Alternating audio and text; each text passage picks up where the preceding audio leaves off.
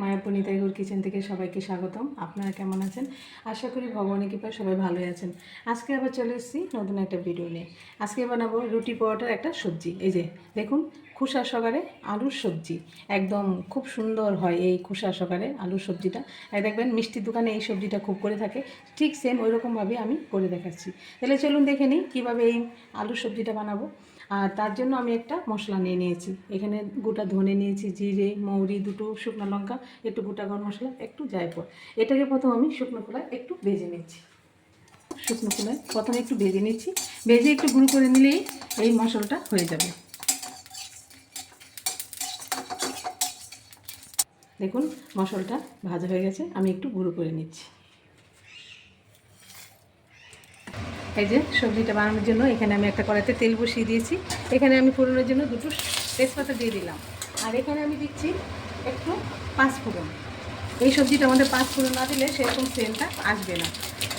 এই দেখুন পাঁচফোড়নটা একটু ভাজা ভাজা হলে এখানে আমি একটু আদা, কাঁচা লঙ্কা বেটে নিয়েছি, এটা দিয়ে দিচ্ছি।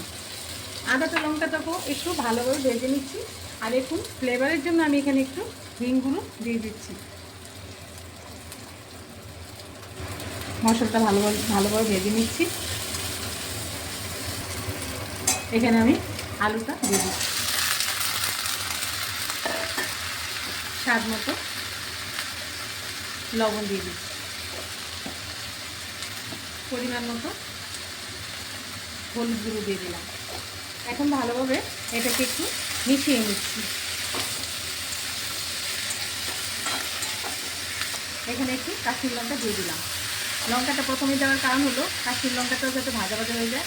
এখন আমি অল্প পরিমাণে একটু জল দিয়ে 2-3 মিনিট একটু একদম লো ফ্লেমে ঢেকে রাখলাম।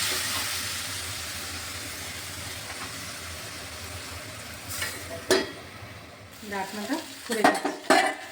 দেখুন ভালোভাবে নিয়ে দিচ্ছি। এই যে আলুটা খুব সুন্দর সিদ্ধ হয়ে গেছে। এখন একটু ভাজা ভাজা করে নিচ্ছি। আর এখানে দিয়ে দিচ্ছি স্বাদ মতো চিনি। একটু মিষ্টিটা পরিমাণ মতো একটু বেশি দিলে ভালো লাগে। সবজিটা যেহেতু একটু মিষ্টি মিষ্টি হবে, সেটা আপনারা পছন্দ মতো দিতে পারেন। এই যে মিষ্টিটা দিয়ে একটু ভাজা ভাজা করে নিচ্ছি। আলুটাকে একটু একটু ভেঙে দিচ্ছি।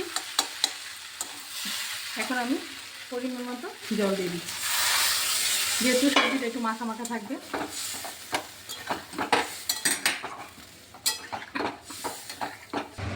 দেখুন এই যে ভালোভাবে ফুটে গেছে। এখন এটা আলু তো একটু ঠান্ডা হলে আর একটু থেমে যাবে, একদম ঠিক হবে। এই যে ভালো করে ফুটিয়ে নিয়েছি। এখন আমি এখানে এই যে ভাজা মশলাটা করে নিয়েছি, এখান থেকে ভাজা মশলা অল্প একটু দিয়ে দিলাম। ভালোভাবে নেড়ে ছেড়ে নিলাম। এখানে অল্প একটু ঘি দিয়ে দিলাম। এই দেখুন হয়ে গেছে, নেড়ে ছেড়ে নামিয়ে দিচ্ছি। দেখুন রেডি হয়ে গেল এই যে আলুর সবজি। পরোটার সাথে এরকম আলুর সবজি আপনারা এরকম ট্রাই করবেন, বানিয়ে ভগবানকে বুক লাগিয়ে প্রসাদ পেয়ে দেখবেন কেমন লাগলো।